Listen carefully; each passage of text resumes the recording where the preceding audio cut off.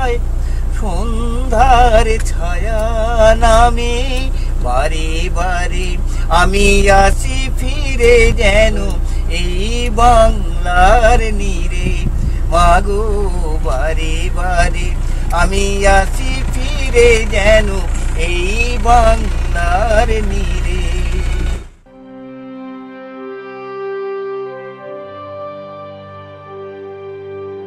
সুন্দরবন এটি হলো বঙ্গোপসাগরের উপকূলবর্তী অঞ্চলে অবস্থিত একটি প্রশস্ত বনভূমি। গঙ্গা ও মেঘনা ও ব্রহ্মপুত্র নদীতটের অববাহিকায় বদ্বীপ এলাকায় অবস্থিত একটি অপরূপ বনভূমি, যা ভারত ও বাংলাদেশ সীমানার দক্ষিণাংশ জুড়ে অবস্থিত। সরকারি মতে এর আয়তন 10,000 বর্গ কিলোমিটার, যা বাংলাদেশে রয়েছে 60% এবং ভারতে রয়েছে 40%। সমুদ্র উপকূলবর্তীর নোনা পরিবেশের বিশ্বের সবচেয়ে বড় ম্যানগ্রোভ বনভূমি নামে পরিচিত। চলুন আজকে বেরিয়ে আসি আমাদের এই সুন্দরবনের যাত্রা। নমস্কার, আমি শান্তনু। আমার চ্যানেলে সবাইকে স্বাগত জানাই এবং আমাদের আজাদপন্থী বাইকার্স গ্রুপের পক্ষ থেকেও স্বাগত জানাই সবাইকে। তবে এটা কোনো আমাদের বাইকের ট্রিপ নয়, এটা টোটালি জলপথের সাক্ষী হতে চলেছি আমরা। চল।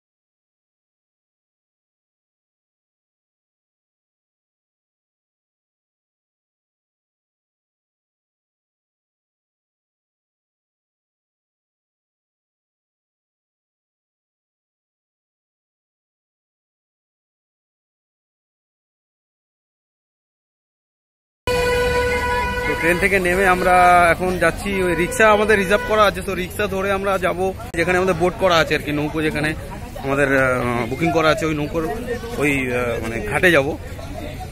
তো এখন আমরা মোটামুটি এখন বাজে কটা 9:15 সামথিং হবে, 10 মিনিট ধরে হেঁটে যাচ্ছি। আমরা যে বোট কোম্পানি মানে বুকিং করেছিলাম, ট্রাভেল কোম্পানি যেটা, তো তাদেরই লোক আমাদের স্টেশনে রিজার্ভ মানে নিতে এসেছিল, বলা ছিল যে ওনারা একজন এসে আমাদের নিয়ে যাবে, তো তাদেরই অটো বুকিং করা আছে। তো সেই অটো করে আমরা যাব মানে নৌকোর ঘাটে। তো প্রচণ্ড রোদ, গরমও লাগছে বিশাল। তো আমরা পরপর এখন যাচ্ছি মানে সেই অটোর দিকে, প্রায় 10 মিনিট ধরে আমাদের হাঁটিয়ে যাচ্ছে। চলো, তো আমরা যেতে যেতে কথা বলবো।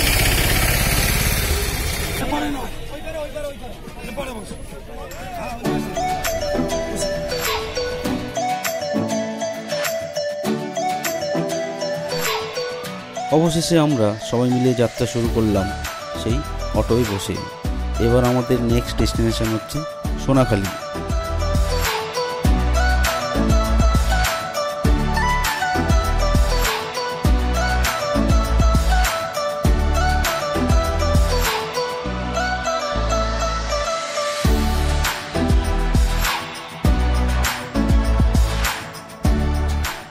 ক্যানিং থেকে সোনাখালি বাস স্ট্যান্ড অবধি অটোতে প্রায় 45 মিনিট সময় নিল।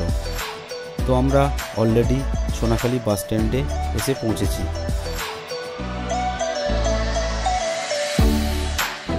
এবার আমাদের নেক্সট ডেস্টিনেশন হচ্ছে সোনাখালি ফেরিঘাট, মাত্র পায়ে হেঁটে 5 মিনিট। ফেরিঘাটে পৌঁছে প্রথমে নজরে পড়ল আমার মতো অনেক যাত্রী অপেক্ষা করছে সুন্দরবন লঞ্চের জন্য।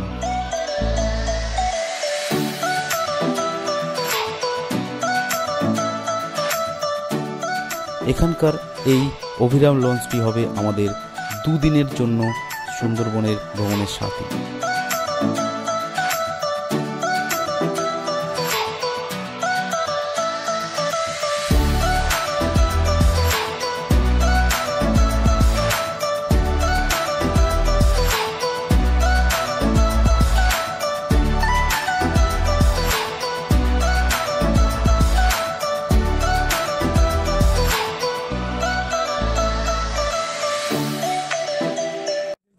এখান থেকে লালে পা দেবে না, লালে পা দিবি না, ধরো লালে পা দেবে না।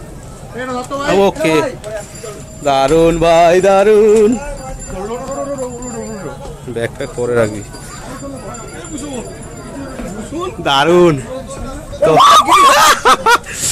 আয় ভাই আয়, আগেই প্লেট নিয়ে নিছে। আজা আজা আজা, আস্তে আস্তে ভাই লোক আজা। বাহ, এইসব টোটাল যা নৌকোগুলো দেখছো সবই এই সুন্দরবনের জন্যই, সুন্দরবনের সব টুরিস্টরা ভাড়া করে যায়। তো আমাদের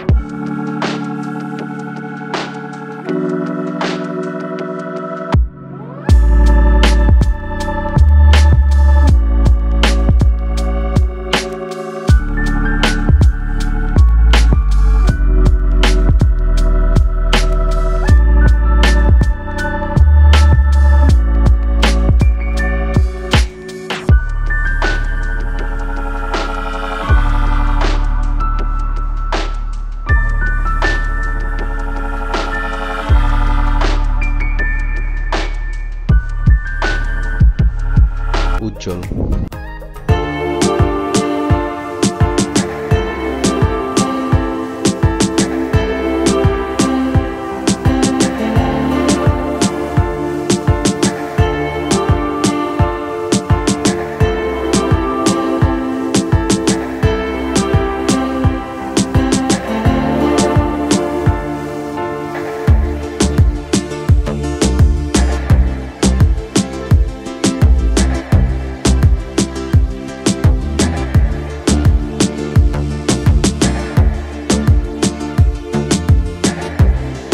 অ্যারেঞ্জমেন্ট এবং খুব ভালো সিস্টেম। তো এরা বোর্ডে ওঠার আগে সব বলে দিয়েছে কি কি এদের নিয়মাবলী আছে, কোথায় কি সাবধানতা অবলম্বন করতে হবে, সেগুলো সব বলে দিয়েছে এর আগের থেকে। তো খুব ভালো। দেখি আমরা আজকে সারা দিন, আজকে হচ্ছে শনিবার, তো 18ই জানুয়ারি 2020। তো আজকে সারাদিন বোর্ডেই থাকবো, রাতেও থাকবো, কাল সানডে সারা দিন আমরা ঘুরে এবং বিকালে আমরা সোনাখালিতে ব্যাক করবো। সো আমরা সবাই এখন এনজয় করছি, এনজয় লেভেল এখন অনেক অনেক উঁচুতে। চলো দেখা যাক, পরপর আপডেট দিতে হবে। তো আমি আবার বোটটা দেখাতে চাই। এই বোটের মধ্যে শোয়ারও ব্যবস্থা আছে। তো বোটটা একবার আমি তোমাদের দেখাবো, পুরো দেখে নাও।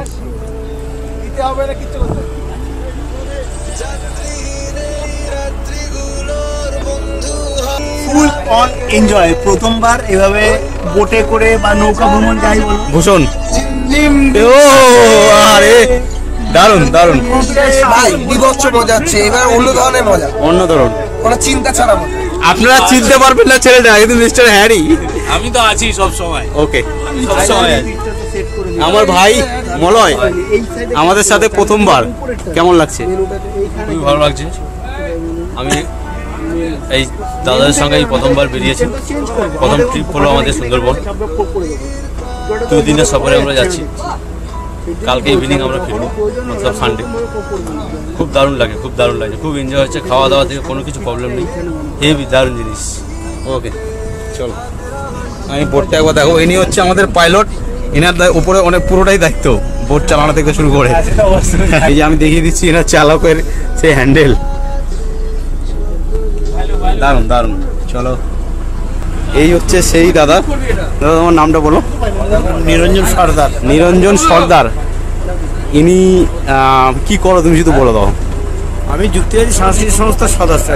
আচ্ছা। সাপের কামড় তার চিকিৎসা এই বিষয়ের উপর কাজ করি। জ্যান্ত সাপ ধরি, সাপ নিয়ে অনুষ্ঠান করি, সাপ নিয়ে। আর ইনি খুব ভালো গান করেন, তো আমি সেই গানের ভিডিওটা করেছি, এটা আমি ভিডিওটা দেবো। তো তুমি কি কি আর প্লাসে যে পুরস্কার পেয়েছো সেগুলো সম্বন্ধে একটু বলো। দক্ষিণ চব্বিশ পরগনা থেকে একজন মানে পরিবেশ প্রেমী হিসাবে আর কি সিলেক্টেড হয়েছিলাম দক্ষিণ চব্বিশ পরগনা। ওইখানে আর প্লাসে গিয়ে আমাকে পুরস্কৃত করেন আর কি। আমার হাতে পুরস্কার তুলে দেন মমতা ব্যানার্জির দাদা কার্তিক ব্যানার্জি। আচ্ছা আচ্ছা। তো আমরা সেই মহান লোকেদের সাথে রয়েছি এবং এনারা সেই বোর্ডের দায়িত্বে রয়েছেন এবং আরেকজন দাদা রয়েছেন তিনি এই দায়িত্বে, তাকে আমি পরিচয় করাবো। নাম? নাম রবি। আচ্ছা রবি, তুমি সম্বন্ধে কিছু বলো। আমরা তো নতুন, তো তোমার সম্বন্ধে কিছু বলো। আমার সম্বন্ধে বলতে গেলে তোমাদের কতটা ভালো লাগছে সেটা আপনাদের উপরে নির্ভর। এখনো অবধি দারুণ লাগছে, আগাগোড়াই দারুণ লাগবে, একদম। এটুকু আশা। দেখা যাক কি হয় আরো কোনো দিন। তো তোমাদের কি এই মানে এটাই জীবিকা নির্ভর নাকি এই বোর্ডের? আমার এইটাই জীবিকা, কিন্তু পেটের দিক দিয়ে জীবিকা। মানুষের যে জীবিকা হচ্ছে আমরা সাপ নিয়ে অ্যাওয়ারনেস প্রোগ্রাম। আচ্ছা আচ্ছা আচ্ছা মানুষ বাঁচানোর লক্ষ্য কাজ করি। আচ্ছা আচ্ছা। ওটা পুরো বিনা পয়সা, কোনো পয়সা নেই।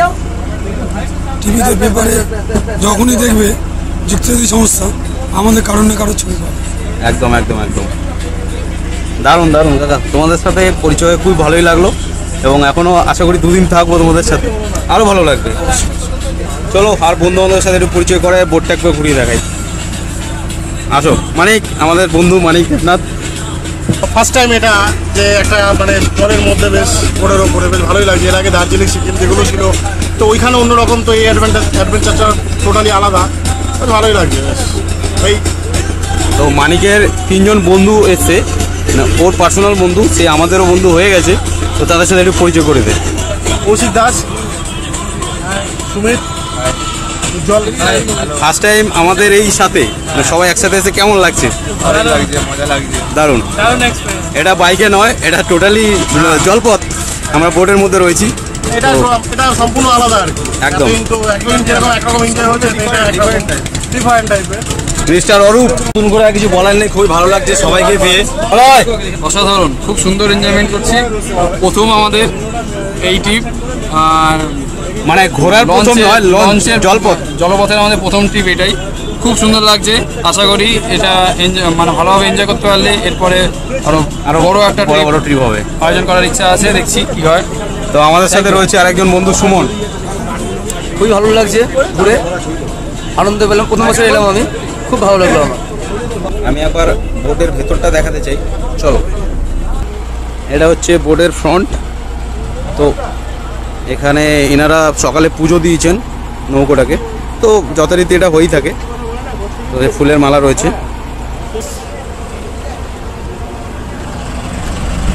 আরে সাবাস, 1 বেড, এটা হচ্ছে 2 বেড, 3 বেড, এটা হচ্ছে 4, 5। একটা বোটে 3 জন করে শুতে পারবে, 15 জন। এখানে রান্নাবান্নার ব্যবস্থা, এখানে রান্নাবান্না চলছে আর জেনারেটর চলছে। তো এখানে আমাদের রান্নাবান্নার ব্যবস্থা হচ্ছে, রান্না হচ্ছে।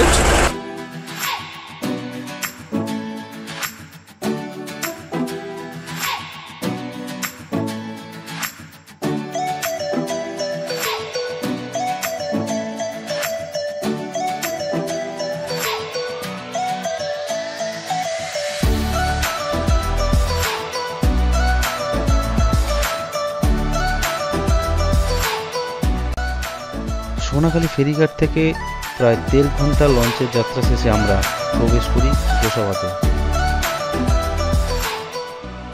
গোসাবাতে রয়েছে আমাদের দেখার মতো দুটি ট্যুরিস্ট স্পট, এক হচ্ছে হ্যামিল্টন সাহেবের বাংলো, আর একটি হচ্ছে কবিগুরু রবীন্দ্রনাথ ঠাকুরের বেকন বাংলো।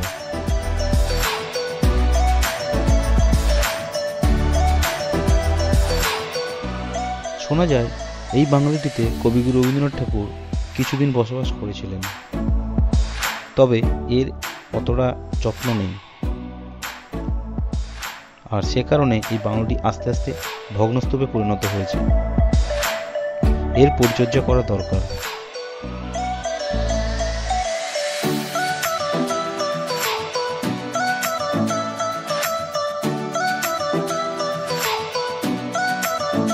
গোসাবাকে বিদায় জানিয়ে আমরা এগিয়ে গেলাম সুন্দরবনের আরো গভীরে। এখন আমরা সুন্দরবনের খুব কাছাকাছি।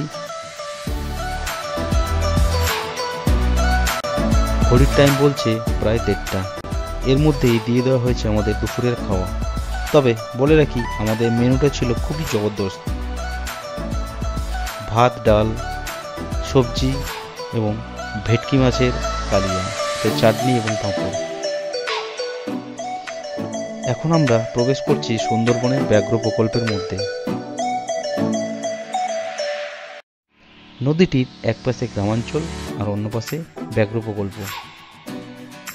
তবে একটা দেখার বিষয় যে ব্যাঘ্র প্রকল্পের সাইডে পুরো জাল দিয়ে ঘেরা, যাতে নদী পেরিয়ে কোনো বাঘ গ্রামাঞ্চলে প্রবেশ করতে না পারে।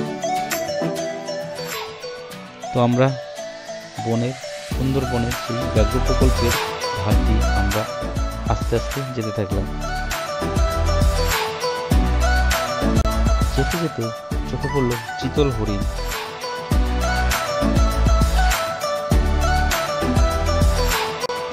প্রায় 3 ঘন্টা যাত্রা শেষে আমরা প্রবেশ করলাম পাখিরালয়।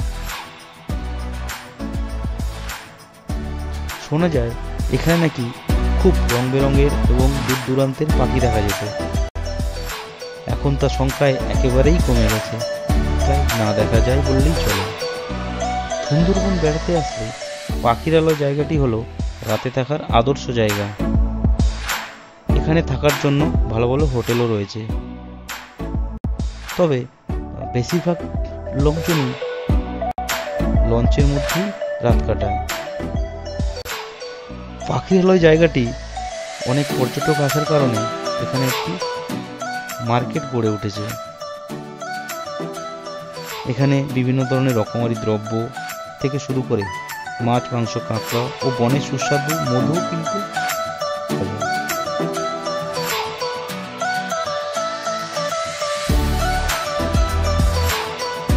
এখন বাজে অ্যাপ্রক্স রাত 10টা। তো আমরা এখন স্টে করেছি পাখিরালয় বলে একটা জায়গা আছে, পাখিরালয়। তো সেখানে আজকে রাতে এখানে স্টে হবে নৌকার মধ্যে। সো খুবই আনন্দের বিষয় যে আজকে আমরা নৌকার মধ্যে মাঝ নদীতে সবাই মিলে স্টে করব। তো বিষয়টা ভেবে খুবই একটা মানে আনন্দ লাগছে যে এই প্রথমবার। তো এখানে আমরা একা নয়, এখানে প্রায় আমি দেখাবো বাইরের দিকে প্রায় 50টা বোট আছে, নৌকো। সবাই এখানে স্টেই করে, এটাই নিয়ম এখানকার। তো এখান থেকে কাল সকালে আমরা বেরোবো, বিভিন্ন যা সাইড আছে আর ঘুরে দেখার, ওগুলো কালকে দেখানো হবে। তো কালকে অ্যাপ্রক্স 7টার সময় সকাল রওনা দেওয়ার কথা আছে। তো যাই হোক, এখন আমাদের ডিনারের ব্যবস্থা হয়ে গেছে। তো আমরা এখনই ডিনার করব। তো ওরা সব যারা এই দায়িত্বে আছে বোর্ডের, তারা সবই সার্ভ করবে। তো আমি দেখিয়ে দিই একবার যে এইখানে স্টে করার জায়গাটা কি, মানে কেমনভাবে রয়েছে। তো আমি বাইরের দিকে একবার দেখাতে চাই, কতগুলো নৌকো এখানে স্টে করা হয়েছে। বাইরে দেখতে পারো যা লাইট জ্বলছে এখানে, এটা কিন্তু মাঝ নদীতে। তো এখানে প্রায় 50টা খানিক বোট আছে, নৌকো আছে, সবাই এখানেই স্টে করবে। তো ওপারে যে যেখানে নৌকো দাঁড়িয়েছে তার উপরে একটা নদীর পাড়, ওখানেই ওটা হচ্ছে পাখিরালয় বলে জায়গাটার নাম। ওখানে এই মার্কেট আছে, তো সেই মার্কেট থেকে বেরিয়ে তো আমরা এই মাঝ নদীতে এখন স্টে করে আছি। তো প্রচুর নৌকো এখানে স্টে করেছে, দেখতে পারো প্রচুর প্রচুর। এই যা যা লাইট দেখছে সবই নৌকোগুলো দাঁড়ানো, প্রায় 50টার ওপরে, চারিদিক দিয়ে ভর্তি। সো খুবই এনজয় করছি আমরা সবাই মিলে, খুব ভালো লাগছে। তো আজকের দিন শেষ, রাত 10টা বেজে গেছে। তো আপাতত এবার আমরা ডিনার করব, তারপরে ঘুমাবো। তো আজকের দিনের জন্য এইটুকুই। তো আবার দেখা হবে কাল সকালে একটি নেক্সট পার্ট নিয়ে। ওকে, টাটা, গুড নাইট।